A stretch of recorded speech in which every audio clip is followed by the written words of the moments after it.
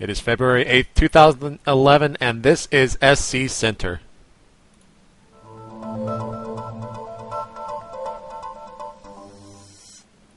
What is up, guys? JP McDaniel here for SC Center, of course, joined by my partner in crime, Patrick O'Neill. What's going on, Patrick?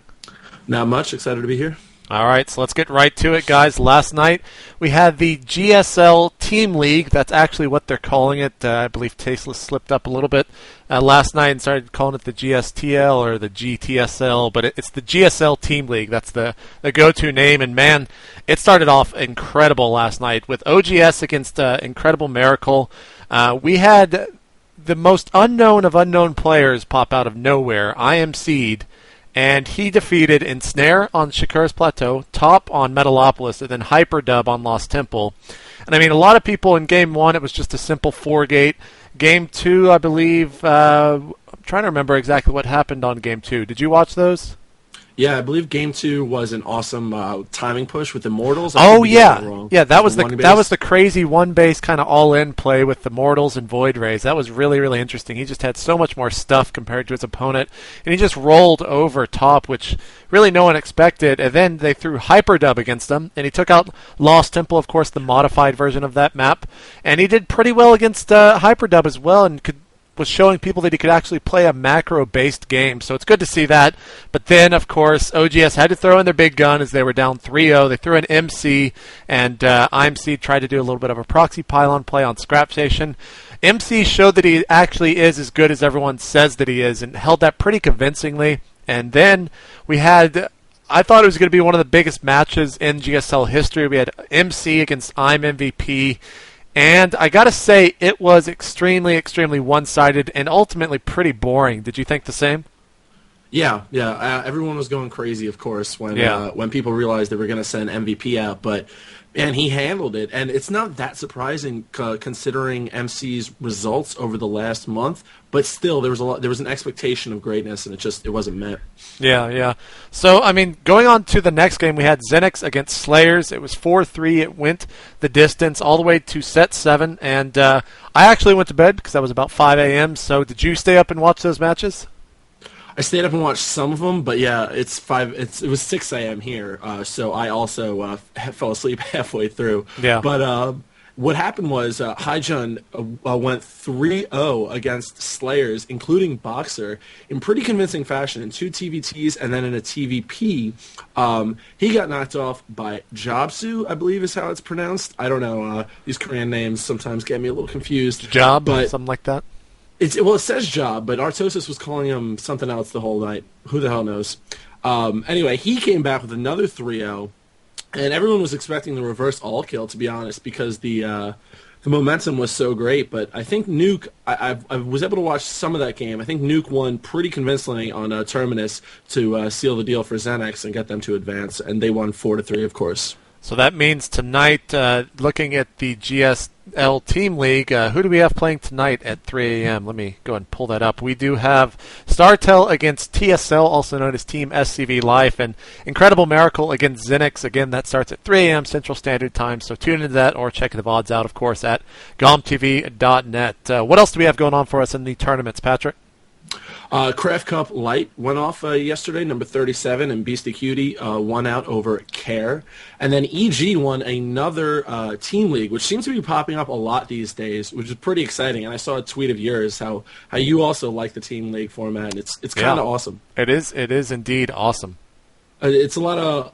I feel like it gets people more excited about rooting for their favorite players, and they get to discover more people this way. And EG took 4-0 over Root. It's kind of becoming a little bit of a North American rivalry there. And EG won $2,000, so it's no small thing for sure. Yeah, good job to them. Good job to them. That's actually pretty. I mean, you mentioned kind of a rivalry.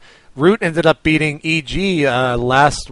I believe that was on Saturday in a clan war on the Gosu Coaching, which is actually going to be back this Wednesday with Team Liquid against Mouse Sports. We have Jinro against Strelok on Jungle Basin, Rhett against Nama on Metalopolis, Huck against Mana in a PvP on Delta Quadrant, and TLO playing random on Zelnaga against Hasuobs, and of course the ace match being on Scrap Station.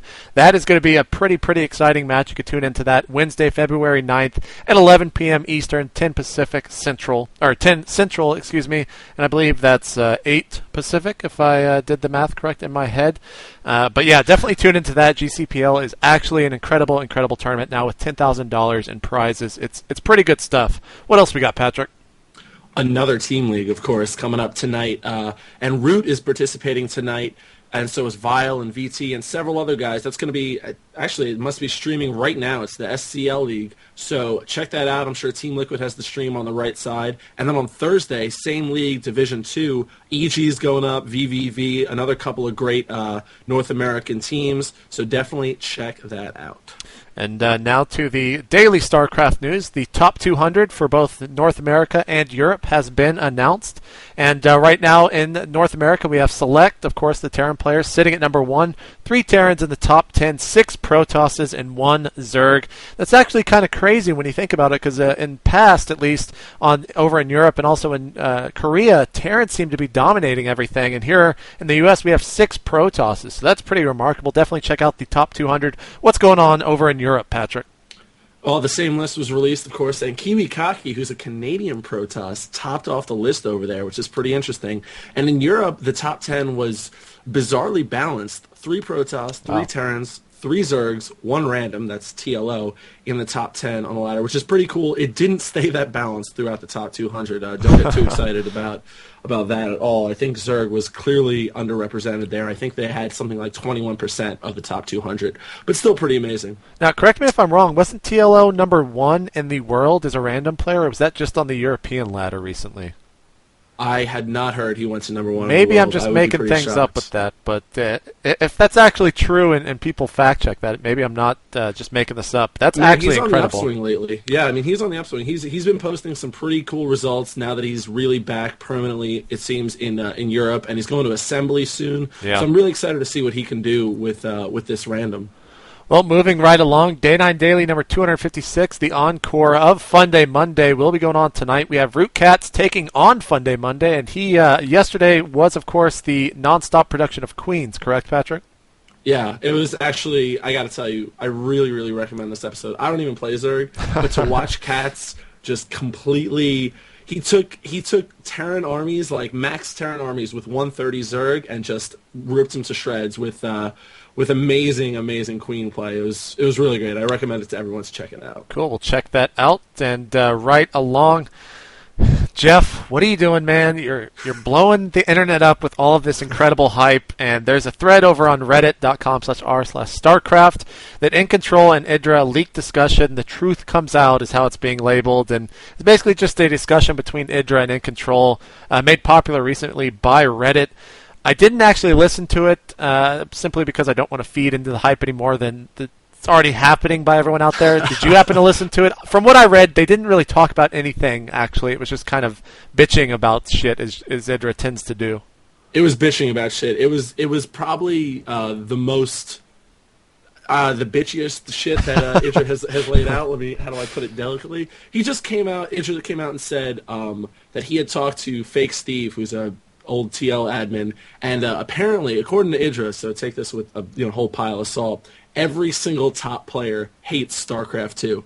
That's what I was just saying. I don't know. It blew up. It was actually a pretty interesting discussion to get into. Obviously, it might sound like a little bit of just drama queen stuff, but it was actually pretty interesting to talk about, well, who's playing this professionally because they saw an opportunity from Brood War, who's doing this for whatnot, It got a little interesting, but what's happening on State of the Game tonight? Yeah, so State of the Game tonight, 10:30 p.m. Central Standard Time. That's 11:30 Eastern, and 8:30 PST. We will be having Sundance D. Giovanni from MLG, the CEO, and we're going to be talking to him about everything except Extended Series that will be banned at the start of the show.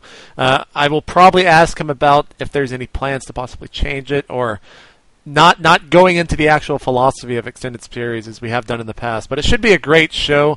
Sundance is a great guy. He's really cool to interview. He's pretty straightforward, so that's going to be pretty awesome.